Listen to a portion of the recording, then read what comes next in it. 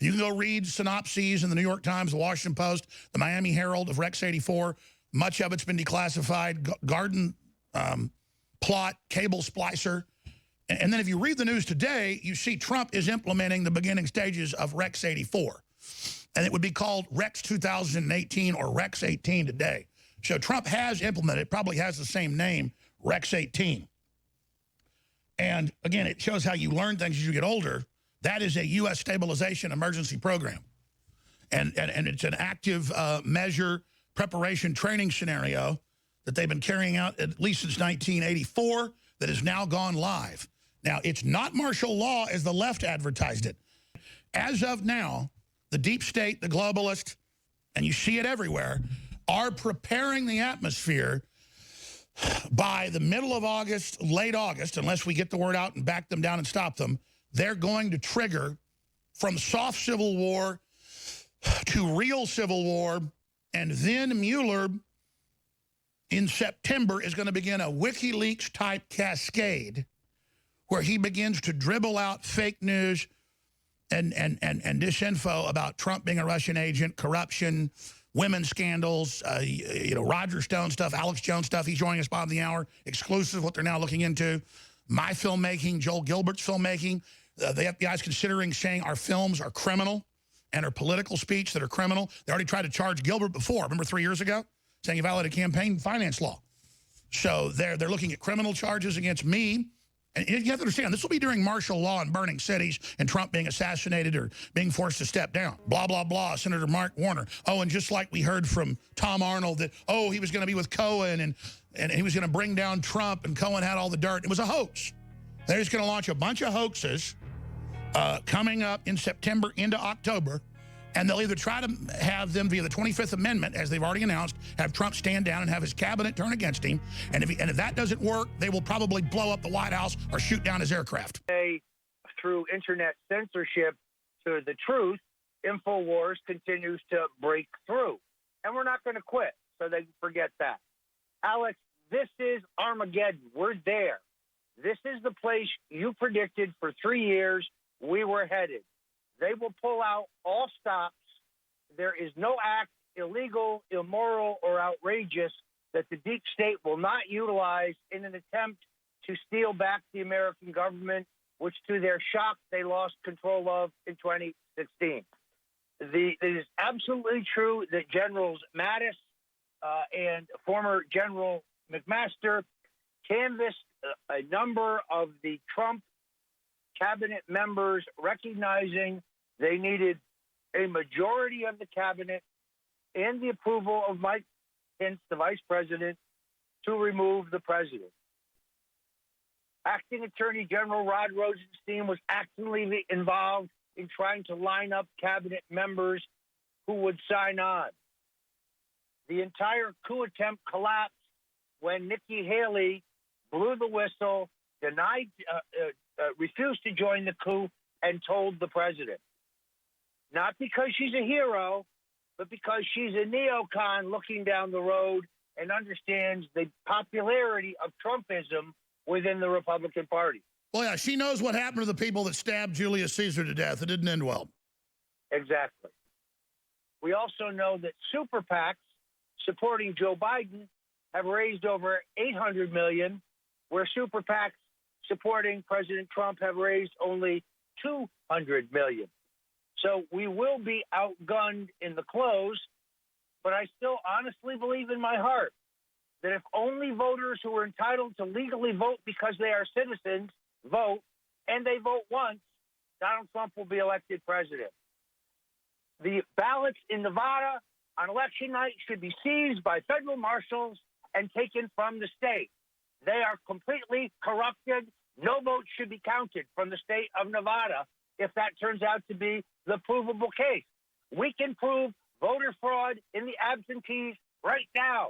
Send federal marshals to the Clark County Board of Elections, Mr. President. It's all there. I don't want to overplay the facts here, but if someone will study the president's authority in the Insurrection Act and in his ability to impose martial law, if there's widespread treaty, he will have the authority to arrest Zuckerberg, to arrest Tim Cook, to arrest the Clintons, to arrest anybody else who can be proven to be involved in illegal activity. I do not advocate preventive detention, but people who commit crimes and think they can continue to get away with it because we have two-tier justice are just wrong. The big Democrat websites, Daily Beast, all of them have come out and said they're particularly worried about InfoWars challenging their electors, the ones for Biden, because they say they're going to, just like last time, try to target Trump electors with threats, and they're claiming that we're going to be threatening them. We know Pelosi's daughter tried to get me arrested 4 years ago claiming I harassed electors. I did no such thing. I said what she was doing was criminal. Again, it's always with these groups projection. It's projection.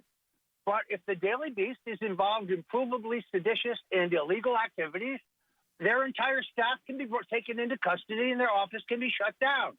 They want to play war. This is war. Force will be met with force. That's the way this is going to have to work. It's really unfortunate. I'm not an advocate of that.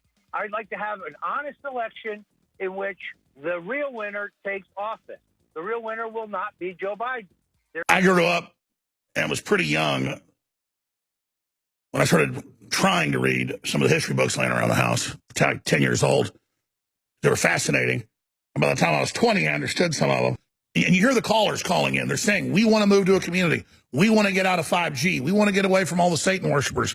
We want to go. We want to go. The problem is good people move somewhere. They make it nice. The Satan worshipers move in.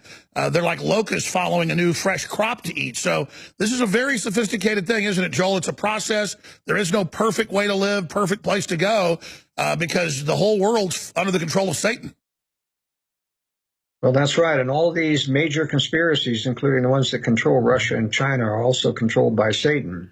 But if you keep seeking for a silver bullet to save it so that you won't have to prepare, you are a fool. Anytime you build a uniform community that wants to take over the electoral values of the rest of the community, they band together to fight you. That's right. I don't want to operate like the left, but it's time to be honest about who we are, but be very calm and just quietly take over, not just like the left does. And they're building these giant camps that can hold millions of people per country all over the world, all standardized, preparing for the next pandemic. So those are the real camps. And it's the same in China and the same in New Zealand and Australia and Germany and France and Italy and Sweden and the UK. And meanwhile, in Central America and South America and on the U.S.-Texas border, they're building gigantic, huge migrant camps. This is a small one you're looking at in Panama. The ones on the Texas border we've shown you hundreds of times. We've been down there at least 10 times to the border to show you these giant, huge facilities right there to process everybody. So Trump says he's going to use those centers to process and send people that aren't real refugees, political dissidents, back to their countries. But things are getting so bad, I've got articles right here that tens of thousands of the hundreds of thousands shipped to Chicago are saying it's so bad in Chicago, they're going back to Venezuela and Nicaragua and El Salvador. But the people from Africa and China, they don't have the money to get back. So Biden said, if I win the election, which he stole, immediately surge the border. And then they all come here in these giant facilities that just go on for mile after mile after mile after mile on the Texas border alone. Yeah, here's footage we shot with a drone. Look at just one facility. And you drive a few miles down the road, and there's more that look just the same. You go down to the South Texas border, every town has those you're looking at on screen. I went down there last year in a helicopter I rented. Took me 2 days to fly up and down 300 miles and get the footage of it. And every town has one of those. And by the way, that's last year. That's early 2022. The camps are way bigger now. Owen Schroyer was just down there 6 months ago, and there's just hundreds of bulldozers everywhere and just huge construction crews. And it's so long, you're driving miles down the road, and it's just you're passing facility at facility. And Trump says, yeah, we'll use those camps to now deport them instead of bring them in. Some among them were potentially dangerous. Most were loyal. But no one knew what would happen among this concentrated population if Japanese forces should try to invade our shores. Military authorities therefore determined that all of them, citizens and aliens alike, would have to move. This picture tells how the mass migration was accomplished. Evacuation. More than 100,000 men, women, and children, all of Japanese ancestry, removed from their homes in the Pacific Coast states to wartime communities established in out-of-the-way places. Their evacuation did not imply individual disloyalty, but was ordered to reduce a military hazard at a time when danger of invasion was great. Two-thirds of the evacuees are American citizens by right of birth. The rest are their Japanese-born parents and grandparents. The United States government issued no formal apologies, but did present each former inmate with exactly $25 in cash and a train ticket home, if they were lucky enough to still have one.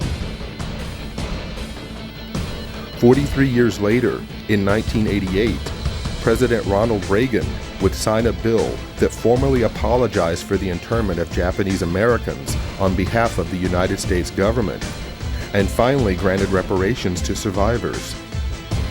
The language of the bill stated that government actions of the 1940s internments were based upon three criteria: racial prejudice, wartime hysteria, and a failure of political leadership.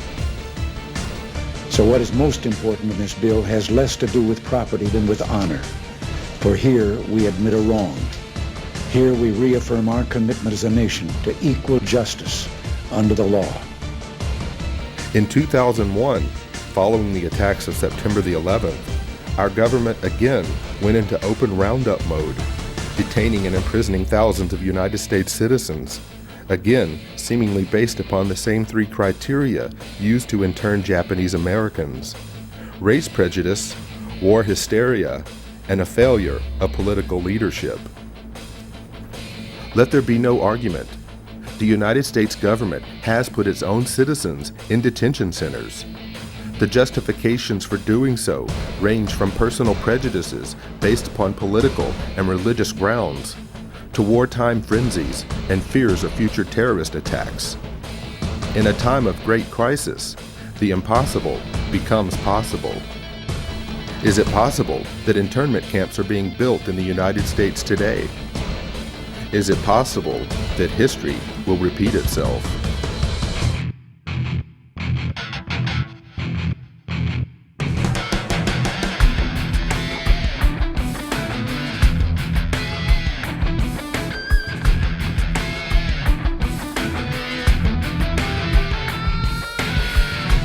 That are going to be targeted to be put into these camps, these dissidents, these disenfranchised, disaffected people.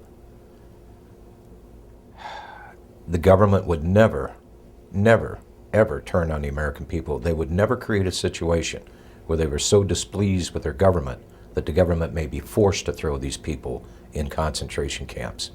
They'd never do that, would they?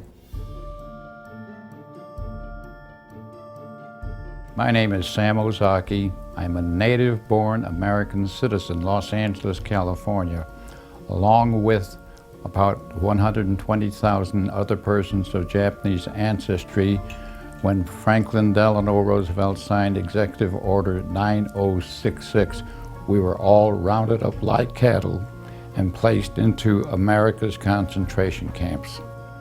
They had designated areas where people would report, and they were transported by bus to they called them assembly centers. They didn't have facilities to house 120,000 persons, so they took over racetracks, fairgrounds, places like that. Work in the camp was slave labor. In fact, they had us making camouflage nets for the United States Army. Now that was absolutely slave labor. Later on, I said, we should all have refused to work and then let the Army and the government come in and do all the chores that had to be done. But as I said, we had lost all our, not only our life and liberty, but also our finances. You know, when you think about it later on, we were not much better than Hitler. On the other hand, we have to say that at least we were not gassed and murdered like the thousands that were killed, millions really, in Europe. Although I have to say that there were at least 10 persons shot and killed by American guards simply because they got too close to the barbed wire fence that was surrounding the camps. Native-born American citizens like myself were denied life, liberty, and the pursuit of happiness in total violation of all the Constitution, the Bill of Rights, and so forth. Every morning the children would stand up, face the American flag with liberty and justice for all. You know, psychologically, it really affected us. That's why, for example, I mentioned earlier on that there were many parents who never even told their children that they had been in concentration camps because they were ashamed. We should not be ashamed. It was the United States government that should be totally ashamed of their behavior and putting 120,000 persons of Japanese ancestry in America's concentration camps. And you have to be alert because it can happen again.